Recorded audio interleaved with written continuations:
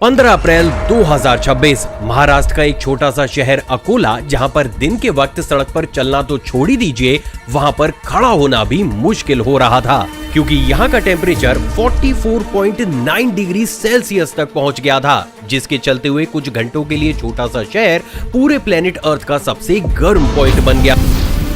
बड़ी खबर आ रही है इस वक्त एल नीनो से जुड़ी हुई भीषण गर्मी का असर देश भर में देखने को मिल सकता है। भीषण गर्मी का असर इस साल तेज हो सकता है, क्योंकि वर्ल्ड मेट्रोलॉजिकल ऑर्गेनाइजेशन यानी कि WMO ने एल नीनो को लेकर बड़ा अलर्ट जारी कर दिया है। रिपोर्ट के अनुसार एल नीनो की स्थिति अब मई से जुलाई के बीच विकसित हो सकती है। पंजाब, हरियाणा, राजस्थान, महाराष्ट्र समेत भारत के कई हिस्सों में भीषण गर्मी पड़ रही है। शुरुआत में ही लोगों का घर से बाहर निकलना दुभर हो गया है। एग्रीकल्चर सिस्टम दुनिया में सबसे कॉम्प्लेक्स सिस्टम में से एक है। हमारा पूरा मॉनसून, हमारा फूड प्रोडक्शन और हमारी इकोनॉमी सब एक ही चीज़ पर डिपेंड करती है, वो है बारिश। लेकिन क्या आपने सोचा है कि कभी मॉनसून बिना किसी वार्निंग के गायब क्यों हो जाता है? कभी ड्रॉट्स आते हैं, कभी फ्लड।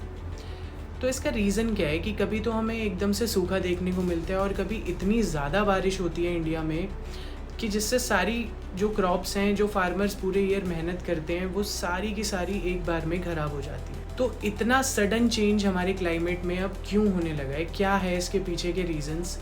अब इसके पीछे एक विलन है जो इंडिया से थाउजेंड्स ऑफ किलोमीटर दूर पैसिफिक ओशन में बैठा है। इसका नाम है एल नीनो। अब ये कोई फिल्म का विलन नहीं है, ये नेचर का एक फिनोमेना है जो इंडिया की 1.4 बिलियन पॉपुलेशन की ज़िंदगी बदलने की ताकत रखता है। अब मैं ऐसा क्यों कह रहा हूँ? अब हमारी इकोनॉमी का बहुत ही मेजर पार्ट है एग्रीकल्चर, और इससे वो बहुत ज़्यादा इफ़ेक्ट होता है, तो हमारी पूरी इकोनॉमी इससे डिस्टर्ब होती है। तो आज की वीडियो में हम डिकोड करेंगे कि ये एल नीनो होता क्या है, ये कैसे काम करता है, और क्यों हर इंडियन को इसके बारे में जानना बहुत ही ज़्यादा ज़रूरी है। So let's dive deep. अब इसके बारे में हम पार्ट्स में बात करेंगे। तो सबसे पहले हम बात करेंगे कि ये एल नीनो होता क्या है। तो अब एल नीनो का स्पेनिश में मतलब होता है लिटिल बॉय या क्राइस्ट चाइल्ड। अब ऐसा क्यों है? क्योंकि ये अक्सर क्रिसमस के आसपास नोटिस किया गया था।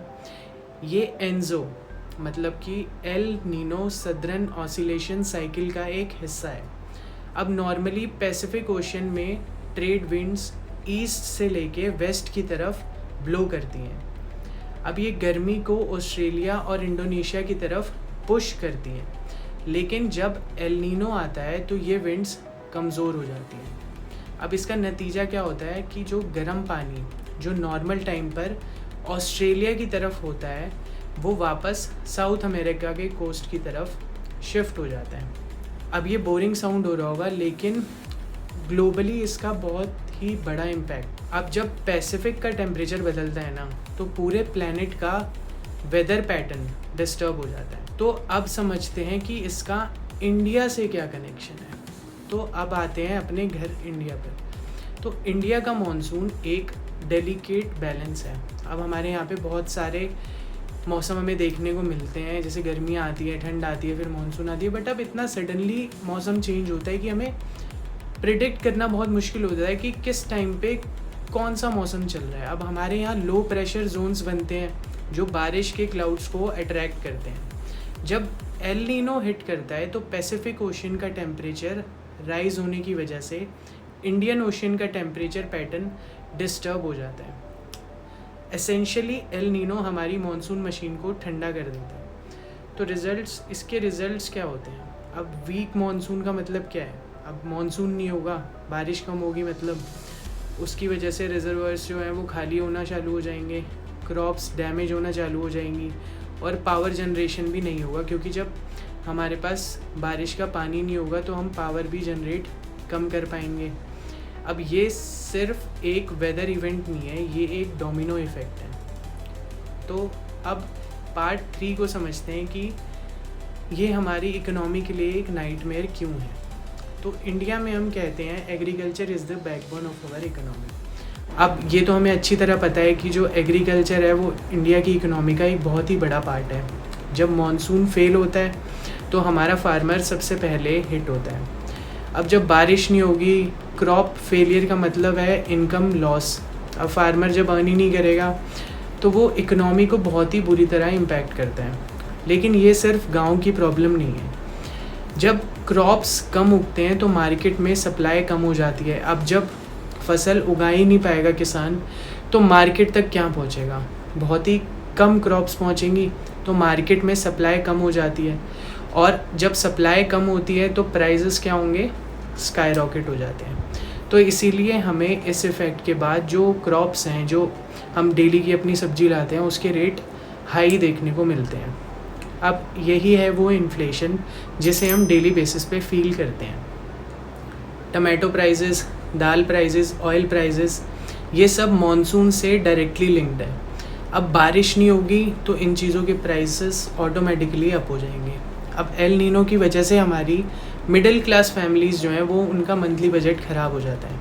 हम मिडिल क्लास ट्रैप की बात करते रहते हैं और ऐसे क्लाइमेट इवेंट्स उस ट्रैप को और टाइट कर देते हैं। अब इन्फ्लेशन की वजह से हमें ये सारी चीज़ें महंगी मिलती है तो हमारा डेली का बजट भी ख़राब हो जाता है। अब फोर्थ पार्ट है क्लाइमेट चेंज एंड फ्यूचर। अब क्या एल नीनो पहले से ज़्यादा स्ट्रॉन्ग हो रहा है? अब साइंटिस्ट का कहना है यस, ग्लोबल वार्मिंग और क्लाइमेट चेंज की वजह से ओशंस ज़्यादा हीट एब्जॉर्ब कर रहे हैं। अब इसका मतलब क्या है? इसका मतलब है कि एल नीनो की फ्रीक्वेंसी और इंटेंसिटी दोनों एक साथ बढ़ रही हैं। पहले हम डिकेड में 1-2 बार ये देखते थे, अब ये ट्रेंड अनप्रिडिक्टेबल होता जा रहा है। अब साइंटिस्ट को खुद भी समझ नहीं आ रहा कि इसको प्रिडिक्ट कैसे करना है। हमें सिर्फ वेदर प्रिडिक्ट नहीं करना, हमें क्लाइमेट रेजिलियंस बनानी है। अब इन सब चीज़ों में हम एज अ इंडिविजुअल इसके लिए क्या कर सकते हैं? हम पैसिफिक ओशन का टेम्परेचर तो नहीं बदल सकते, लेकिन हम अपने रिसोर्सेज मैनेज कर सकते हैं। Efficient irrigation, drought resistant crops और फूड स्टोरेज, ये सभी टेक्नोलॉजीज़ अब ऑप्शनल नहीं है, अब ये ज़रूरी हो चुकी है। अब अगली बार जब आप न्यूज़ में ये सुनो कि एल नीनो इज़ अप्रोचिंग, तो समझ जाइए कि ये एक वेदर रिपोर्ट नहीं है, ये हमारे इकोनॉमी का स्ट्रेस टेस्ट है। तो अब हमने ये तो समझ लिया कि कंट्री लेवल पे ये कितनी बड़ी प्रॉब्लम है, तो अब हम समझते हैं कि हम इससे अपने आप को कैसे बचा सकते हैं, प्लस कंट्री लेवल पे इसको थोड़ा कम करने के लिए इंडिविजुअली हम कैसे इसमें कंट्रीब्यूट कर सकते हैं। तो इसके कुछ स्टेप्स हैं, मैं आपको स्टेप्स में समझाऊंगा, तो आप उनको अपनी लाइफ में इंक्लूड कर सकते हैं उन स्टेप्स को, ताकि हम इंडिविजुअली इसके लिए कंट्रीब्यूट कर पाएँ और आप भी सेफ रहो। तो पहली चीज़ है हीट से स्मार्टली डील करो। अब एल नीनो का बिगेस्ट इफ़ेक्ट है ज़्यादा गर्मी। तो ज़्यादा गर्मी में हमें क्या करना चाहिए? पानी ज़्यादा पियो, सिर्फ जब प्यास लगे तब नहीं, वैसे भी आप पानी पीते रहो। 12 से 4 बजे के बीच में बाहर जाना अवॉइड करो हो सके तो। कॉटन के कपड़े पहनो, बॉडी कूल रहेगी। ORS या नींबू पानी रेगुलर बेसिस पे पीते रहो। अब बॉडी को ओवर हीट होने मत दो, ज़्यादा हाइड्रेटेड रखोगे, टेम्परेचर रेगुलेट होता रहेगा तो आपकी बॉडी ठीक रहेगी।